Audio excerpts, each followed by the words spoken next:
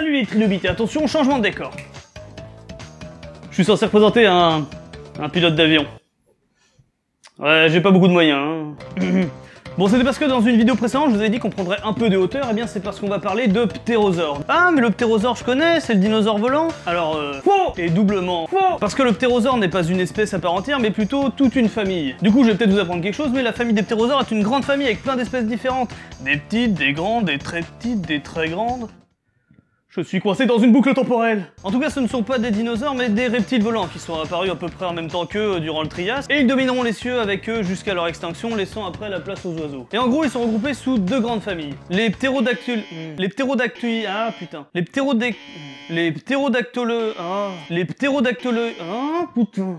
Les ptérodactyloïdés. C'est plutôt grand, avec une grande tête et une petite queue. Le plus connu étant le ptéranodon, qui doit sûrement vous dire quelque chose. Mais il y a aussi eu lui, par exemple. Oui, il existait un jour un reptile volant avec un porte-serviette sur la tête. Et la deuxième famille est celle des rhamphorincoïdés, qui étaient en général plutôt petits avec une petite tête et une longue queue. Ah, tellement de blagues possibles avec toutes ces queues. Eh bien, c'est justement l'un de ces rhamphorincoïdés dont je vais vous parler aujourd'hui. Le dimorphodon.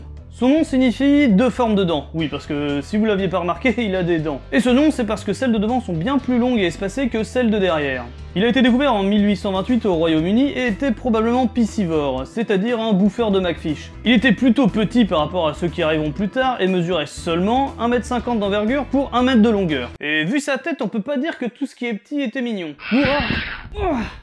Les sales bêtes. Ouais, en plus d'être moches, ils sont hargneux. Mais continuons. Donc la particularité de ce ptérosaure, comme vous l'avez remarqué, c'est qu'il a une tête proportionnellement énorme par rapport au reste de son corps. On ne sait pas exactement pourquoi, peut-être pour des parades amoureuses, mais en tout cas ça ne devait pas l'aider à voler. D'ailleurs on ne sait pas s'il avait un vol vraiment actif ou alors s'il planait simplement. Une théorie qui revient assez souvent, c'est qu'il devait être d'excellents grimpeurs, du coup grimper aux falaises pour ensuite s'élancer en mode... Bref, il y a encore plein de trucs à dire sur les ptérosaures, ils sont hyper nombreux, du coup j'en garde pour plus tard. Alors pour les jeux vidéo, les traditionnels jeux de gestion et Ark, hein, comme d'habitude. Il est aussi dans le jeu vidéo Le Monde Perdu sur PS1, et ceux qui m'ont vu y jouer ou qui ont joué savent à quel point ils sont pète couilles. Un bain de pique, je me fais bouffer le cul, c'est parfait. Sérieux, je préfère être contre un T-Rex que contre ces saloperies volantes. Oh putain.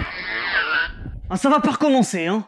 Et il est aussi dans le jeu Jurassic World Lego, puisqu'il est dans le film Jurassic World. Dans la scène d'attaque des visiteurs où ce papy a plus l'air de tenir à ses cocktails qu'à sa propre vie. Bon, en même temps, on peut le comprendre, hein. Alors le dimorphodon, je l'appellerais bien la saloperie de Gremlins volant, mais je vais encore me faire attaquer.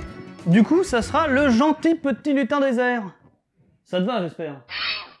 Merci d'avoir regardé, et avant de finir, je voulais adresser un merci à Antox Colabois, qui pendant son live m'a permis un peu de visibilité, et du coup, vous êtes plus de 560 à me suivre. Ça commence à faire beaucoup de trilobites, il va me falloir un plus grand aquarium. Du coup, YouTube m'en parlant, on peut dire que je suis passé de ça à ça. Donc merci à lui, et merci à vous. D'ailleurs, je ne sais pas si je devrais faire une vidéo spéciale pour marquer le coup. Si vous avez des idées, je suis preneur. Bon, on verra bien. En attendant, je dois aller chercher des vidéos d'animaux sur des terrains de golf. C'est ma nouvelle passion. Alors, à la prochaine!